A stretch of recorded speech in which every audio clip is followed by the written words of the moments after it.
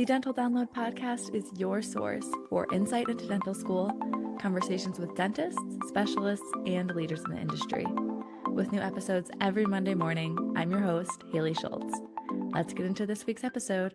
Hello, everyone. Welcome back to another episode of the Dental Download podcast. I'm your host. This is our first solo video episode, so it's kind of exciting. Usually I only do video when I'm recording with guests, and up until a couple months ago, I never even shared the video, but that's something I'm really working on, is incorporating video as we go through 2024. So I hope you all like that. But this week's episode is going to be a fun one about why I started this podcast, how I manage it, and kind of my goals for the future, and just a way for you to get to know me, because I know that we're reaching some new listeners and I want to make sure that you all know who you're listening to 50% of the time when I'm doing solo episodes. First off, I do want to talk about the biggest hurdle when applying to dental school, because that is definitely scoring well on the DAT. When I applied to dental school, I used DAT Bootcamp to study and prepare myself with their practice questions. Since then, they're always updating their online program, continually improving it by updating the latest changes with the DAT exam and always adding more practice questions. DAT Bootcamp is definitely that one-stop shop that you need to really prepare for your DAT. I felt super ready when it was test day, and I was proud of my scores walking out of there. They helped me get accepted to 5 dental programs. So I always get you guys a deal. So thank you, DAT Bootcamp, for sponsoring today's episode. You can go to bootcamp.com/DAT and use code HaleyDental10 to get 10% off your bootcamp subscription. And getting back into things, I like to start episodes off with what's been going on and some updates from me real time in dental school. So if you didn't know, I'm a 4th-year dental student at Michigan. We're going to be done in just a couple months here. And right now it's mid-February, so we're approaching spring break soon. And I'm going to be going to Denver for their annual session for ASDA. So this is going to be my last kind of responsibility on the Council on Communications, where I am currently the chair, and that's a position through National ASDA Leadership. So you all know I've been really involved in ASDA at the chapter level. I've held some district cabinet roles, and then 4th year, I decided to pursue a national position, and it's been really, really fun and rewarding. I have a whole episode about ASDA if you're curious, but I'm going to be going there for the first little chunk of spring break. And then I come back really late at night / early Monday morning. I'll get to sleep in a little bit, recalibrate all my suitcases and bags, and then I'm going to go visit my future office for a couple days. And then from there, I'll continue driving kind of southwest to my boyfriend to hang out with him the rest of spring break, because he lives out of state. And as for what's going on in dental school clinic specifically, I've been really busy. I've been lucky, not too many patient cancellations, just the right amount where you're okay, I could use going home a little early a couple times a week. Not too big of a deal, but overall I've been really busy. And I have the same consistent few patients that have a lot of needs, I would say. So it's been really nice just getting them in for restorative. I don't really have any more complex pros cases, like dentures, anything of that sort. I didn't take any of those on. And if I did have patients that need them, I referred them to either a classmate that needs a test case requirement or a 3rd year that needs requirements. I just didn't want to get caught up in anything that I couldn't finish. So as soon as I finished my requirements back in the fall, anything that looked too risky, I would refer. So if it was, this prep for crown might need crown lengthening, I'm not going to do it, because they're going to take time to get into perio for crown lengthening, and then they need to heal, and then I can do the crown, then I need to wait a few weeks to deliver the crown. And I had that happen once, 3rd year, and I didn't even get to deliver the tooth until 4th year. So not messing with crown lengthening in this semester. And likewise, I'm just really not messing with dentures, because there are a lot of appointments for not a lot of reward, honestly. And I don't really like them that much. So I don't do too much with dentures now either. I'm doing just a lot of restorative, a lot of composite restorations. And I have the same few patients that need a lot of appointments and a lot of work. So I've really just been scheduling them multiple times a week. We can see up to 8 patients per week. I would say on average, I'm probably seeing about 6 to 7 most of the time, unless I have other rotations that take up some of the appointment times as well. And it's keeping me busy, because we're going to be done in mid-April. April 18th is my last day. And After that, graduation is May 10th. So they built that little gap in there for people that didn't finish their requirements so they can keep seeing patients mid-April, end of April, first week of May before graduation. But since I finished my requirements, like I said, back in the fall, I don't have to go in after April 18th, which is my last rotation at school. So it's pretty full circle that we're already applying for graduation. I applied for graduation already. We've ordered our caps and gown rentals, and it's really going to be here super soon. So it's exciting to know that I have that kind of on the horizon. But the not exciting thing that we have to get through before graduation is the ADEX exam. So CDCA ADEX, we took most of the parts back in the fall. We took perio, pros, and endo, and all those are passed, but we still have to do restorative. So our restorative is going to be March 9th, and you're doing an anterior class 3 and a posterior class 2 on a tooth with simulated caries. Caries removal, try to prep as ideal as possible to pass. And then if that passes, you get to fill it. And then your restoration has to pass as well. So I've heard that this one, like a lot of people don't pass. And I don't think that's just my school specifically. I think that's around the board. So I'm hoping I don't have to do a retake. But if I do, that retake is going to be also mid-April. So that's just going to kind of change what I do in that gap between April 18th and May 10th. If I'm going to see my parents in Florida or sticking around here to prepare for the boards retake or moving or not moving, like all these different things, I really need to get past boards and get my result and then plan all that other fun life stuff. So we're going to take another segment here and talk about getting to know me a little bit, because I started this podcast back in April of 2020. So we're approaching our 4-year anniversary, which is so exciting. I have a special episode planned for that. But I've been posting every single Monday since then. And at first, the reason I started this podcast was because I had a YouTube channel first. And you can only make videos so long on YouTube at that point. So I wanted a way to share more long form advice to questions that I got from pre-dents, because I get a lot of the same questions, which is totally fine, but it's easier to have the best possible advice that I can give in a really systematic, concise way. I'll put together in either a podcast or a YouTube video, and then I can just send them the link and say, check this out. Let me know what follow-up questions you have or more questions about your specific circumstance. And just to have it out there for free for people to access and learn from, because the biggest thing that was interesting to me and disheartening to me, I felt for these people, is people at universities that don't have a lot of pre-dental guidance. So they might not have a pre-dental club, their counselors might not know about getting into dental school, or they might just give incorrect or unrealistic advice or discouraging advice to people that maybe could get into dental school, but their advisors are telling them, no way, you won't. So I wanted to put out, from my perspective and the experiences that I've gained, what I know about getting into dental school and different advice that I have for free for anyone to access. So that was kind of why I started making things on the internet in general. But the podcast was a way for me to do that in a longer form, 20, 30, 40 minutes, however long I needed.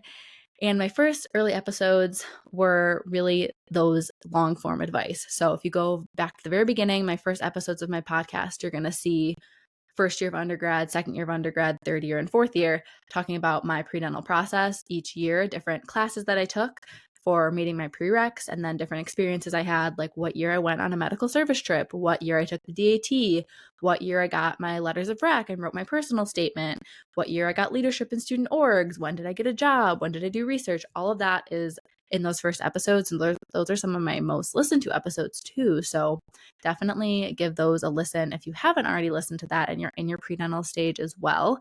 And then I have ones about taking the DAT, interviews, and more.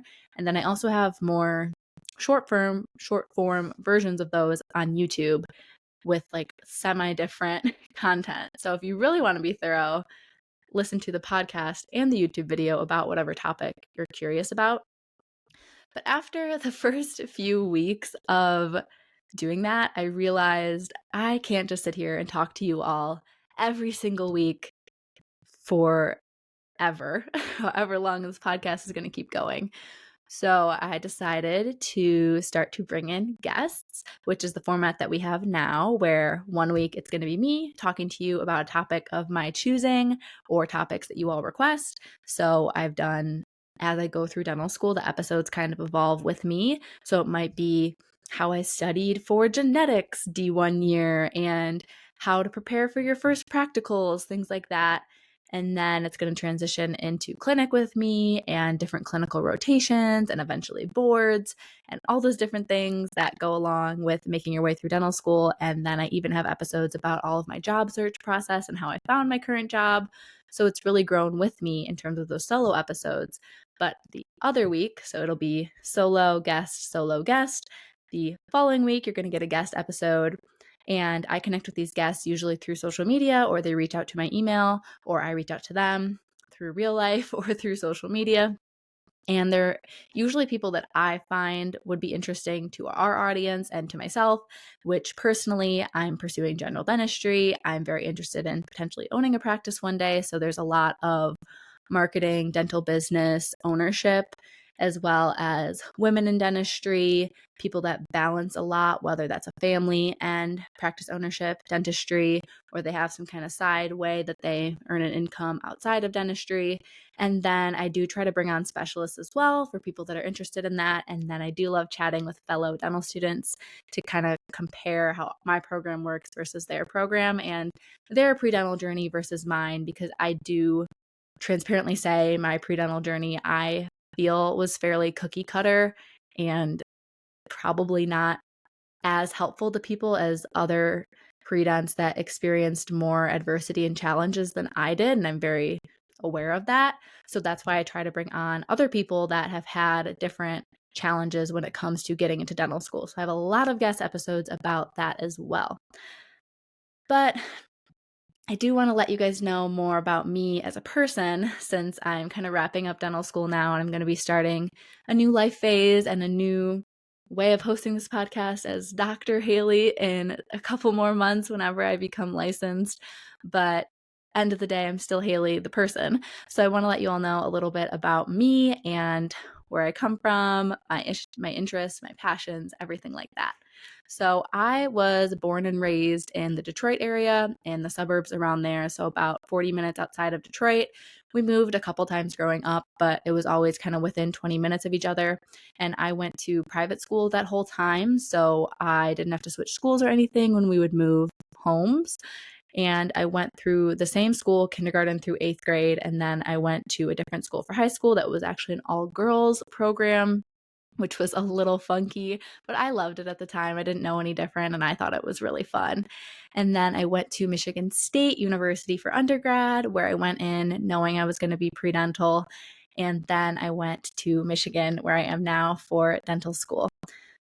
So after graduation, I'll be headed to another side of the state of Michigan, which is kind of the southwest corner of the state. So it'll be nice to check out another area, be closer to Chicago, be closer to Grand Rapids, and be closer to Lake Michigan. So I'll get to kind of experience a different flavor of the state, spend more time in other cities rather than going to Detroit for activities. And it's a little bit more like slower pace and a little more spread out over there, not quite as much busy traffic and stuff, so I'm looking forward to that. But I decided I wanted to be a general dentist all the way back in my freshman year of high school after shadowing my dentist growing up. So I was a high schooler. I think it was middle, late freshman year of high school, and I said, okay, my sister's applying to colleges right now. I wonder where I want to go to college. And to look at where you want to go to college, you kind of have to figure out what do you want to study. So I knew that I needed to figure that out to go to a school that had a good major degree path in what I wanted my career to be.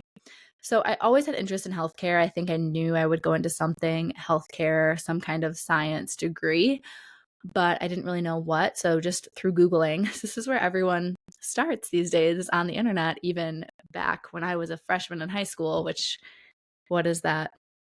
Almost 12 years ago, because I did 4 years dental school, 4 years undergrad, 4 years of high school. So almost 12 years ago, I still started to look for information on the internet first. And I was looking up pediatrician, maybe a nurse practitioner. I didn't know what a PA was at that time. I think they were a little less common, at least from my experience with healthcare, so I didn't look into that personally. I think I looked up pharmacy, just like all the different careers, including dentistry, kind of what it took to get that degree, what the cost looked like, what the earning potential was like. And to me, dentistry just seemed like a good mix of things. So I thought, oh, I can go check out my family's dentist and just see what a day in the dentist is like, because I always liked going to the dentist. I've actually had a lot of dental work done, but they were positive experiences. I would say my dentist was fairly proactive with treatment planning, so I think I got restorations done when they were pretty early, so it wasn't too traumatic for me as a kid. And I was obedient at the dentist, so I didn't have too much dental trauma, thankfully.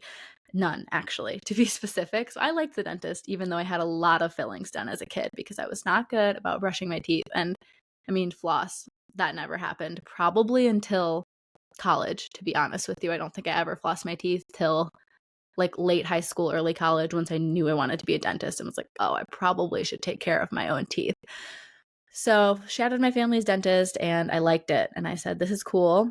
I think it's so amazing to see disease cavity, it removed, hole in the tooth, and then the tooth built up looking beautiful and better than ever. I thought that was so cool, and that someone could do that, do it so quickly, do it so skillfully, tactfully, in a way where patients feel comfortable.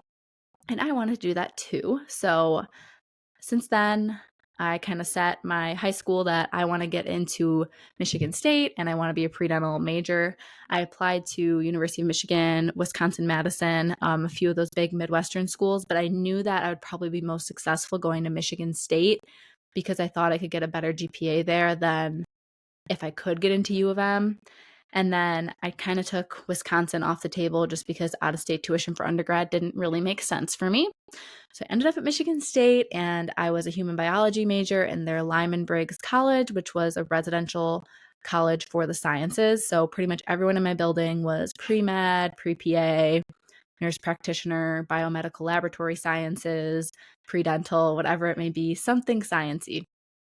And from there, I joined Pre-Dental Club, did all the things that you can listen to those episodes earlier in the podcast before I walk through my whole life story and make this a 50-minute episode.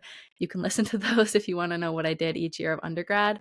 But essentially, I set my sights on getting into dental school and did what I needed to do to get in and had some fun doing it. I really enjoyed undergrad and was fortunate enough to get into Michigan on Acceptance Day, December 1st, which I have a vlog live of Acceptance Day. If you want to look on my YouTube channel, it's just my name, Haley Schultz. And I got into my dream school and it was amazing. And here I am. So a couple other fun facts. I played competitive travel volleyball for 8 years through the end of high school. So I started in 4th grade going around the Midwest to Southern US playing national level competitive volleyball all the way through high school and then also playing for my high school's team. But I tore my ACL and meniscus. So probably mid-high school, my career of volleyball kind of plummeted. I was still on the team, and depending what level I was playing at, I was either still pretty good or not so good and more of a practice player and helping the starters be better by challenging them at practice. But it was still fun and I love volleyball. And who knows, when I have kids of myself, my own, maybe they'll be involved and I can coach or something like that. I don't know. But I do love volleyball and it was really fun for me all the time growing up. I love team sports and activities like that, and I wish I could do them more. I still get some trouble from my knee, so I don't really get involved in like rec sports, even though I would love to, because I do love the act of competition and stuff like that. I really miss it. Another thing that I'm passionate about, I would say, is wellness and taking care of yourself in dental school and building a good routine. So I really encourage people going into dental school and even as an undergrad to really find a routine that allows you to have as much balance in your life as you can. Obviously, we all know balance beam. You can't have everything perfect. It's going to wiggle wobble, but you don't want to be so weighed down with school that you can't do any of the other stuff that you like to do because it's just going to spiral and get worse and worse and worse. You need to make time to take care of yourself. So I definitely kind of try to model that and share that with people that follow me to make time for your loved ones, take care of your body. And in terms of dental school, try to shift the focus to learning as much as you can to take care of your patients and less about a percentage on an exam, more about understanding the concept and what you got wrong and how it's going to apply to patient care. So really working on that balance and just letting go of comparison when you can. And for like the classic favorites questions, what's your favorite food, music, show? My favorite show, I would say, is Gilmore Girls. Honorable mentions to One Tree Hill, and that's probably the top two, I would say. But I love like a feel-good show. Anything that's lighthearted is great for me. I like to kind of disconnect when I watch TV and video, so I don't want anything that's too intense. So I also love rom-coms as my genre of movies. Music-wise, I listen to a lot of country and pop music, and my favorite food is definitely Italian.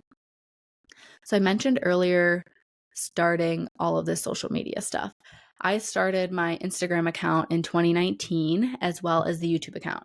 So they kind of went hand in hand. I made a separate one from my personal private Instagram where my friends and family follow me because I didn't want to force people into consuming content that they weren't interested in and then lose those personal life connections. I wanted it to be a separate page. So I made that Instagram account as a way to connect with other pre-dental students at the time because I was pre-dental at that point and just other people in the dental community. So I try to use that page as a way to show dental school from one perspective, and I'm very aware that everyone's perspective is different, but I hope that the way I put out content on Instagram is motivating to people and that I'm very honest and raw on there about all the downsides and the negative and the hard days. Hopefully also makes people feel less alone and again, part of community and supported. And I hope it just motivates people towards pursuing their goals. I love how I've been able to connect one-on-one with people through direct messages because of this podcast or because of my Instagram or my YouTube, because mentoring and teaching is definitely one of my passions. I was involved in mentoring elementary students as one of my volunteer projects in undergrad. So I really, really love working with people. And if I have any knowledge to share or any advice to share, I love doing that.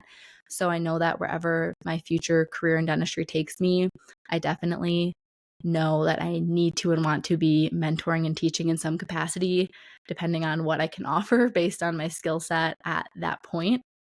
And as for why I started the YouTube channel, which was really the beginning of all of this, honestly. So I've always loved YouTube. I would watch like the makeup videos, and like once people started doing vlogs became a thing, probably when I was finishing middle school. It used to be more of those like skits and like entertainment type videos, and then people finally started sharing their real lives, curated for social media, of course, but like their genuine selves instead of scripted, made up things. I thought that was so cool. And then eventually people started doing vlogs once I was finishing high school. So there were these girls that were around my age or a couple years older that I looked up to, and they would just share what they're up to. And I don't know why myself and many others, it's a very large industry, the vlogging industry. We love to watch it. So as I went through college, I thought it was really cool to see these girls that would share what they're up to at college. And I just thought it was kind of fun. It's like a virtual buddy. But no one was doing pre-dental lifestyle. So they might have been communications or marketing or been in a sorority. And like I just had totally different activities and schedules than them. And it was a little less relatable. So I wanted to put out there what pre-dental life was like and what it's like going to anatomy lab and organic chemistry lab till 9 p.m. because the labs are 3 hours. So you have to do it really late after all your other classes are done, and studying for the DAT and doing all this other stuff to get into dental school and going to mentoring, like I said, volunteering on top of your classes and studying. I wanted to document that and share that to the internet so they could see what it's like.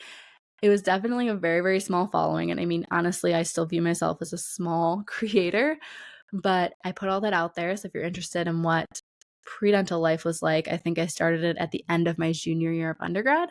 And then I also made advice videos as I took the DAT and did well on it. Again, thank you, DAT Bootcamp, for that.